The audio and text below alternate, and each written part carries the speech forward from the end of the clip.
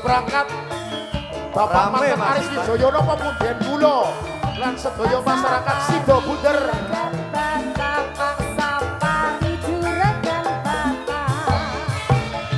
Kelingan manis eseme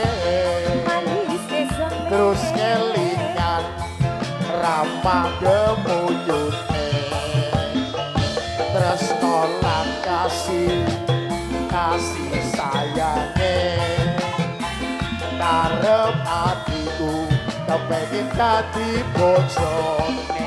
Aja nangis man ora lah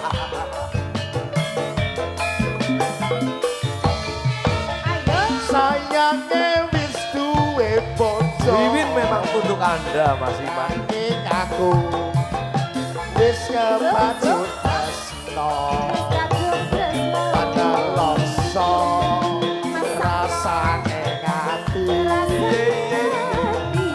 ngerti kowe ono sing duwe asik sekar bima.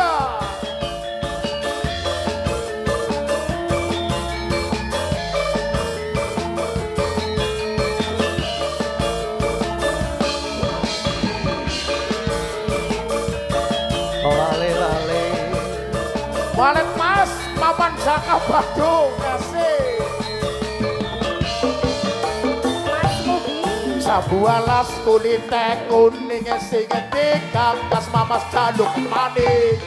Ada gula, ada semut, durung randa aja dirembut. Asik bro.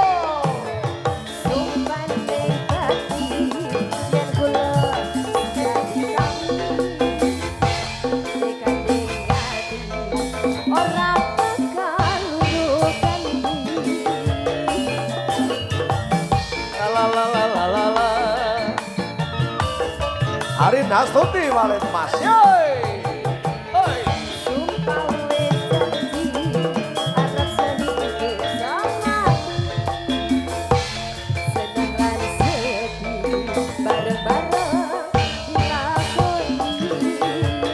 Sabuala sendok manis rasane Manis rasa sajan bilas tak enteni randane sayange wis duwe bojo nanging aku wis kebacut tresno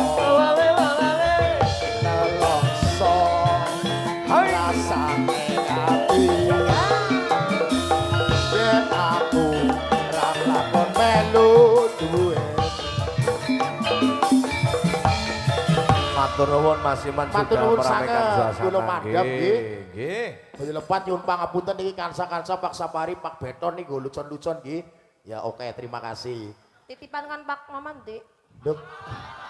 Lah apa diwek anak Maman? Ya iya, mau wis WA anu iku tak transfer maring Mas Iman. Bagi ngerogosak tenang bae wi. Iya. Yang mau ya urung terjiot nang bank lho, ke duitku dewek lho. Iman duit nganti katoke mlurut. Terima Saking kasih. bot-bote semangate nggo Maning, dulur Cikus. lanang. Melas. Sikus bagiannya Pak Sapari, bagianmu soreng-soreng. Suwun Mas Matur nuwun, Iman. nggih matur suwun. Sehat selalu. Nggih, matur Nah. nuwun. Nuwun Mas Petrus, Nggih. nuwun. Sapa miki bojone sapa Ratu ngendi? Sapa jenenge? Sapa jenenge? Setyowati Lenggah sik. Lah siki jaran wedone. Niki nang lakon muk jaran wedon. Gus, duit karo Mas Kades Sidadati Gus.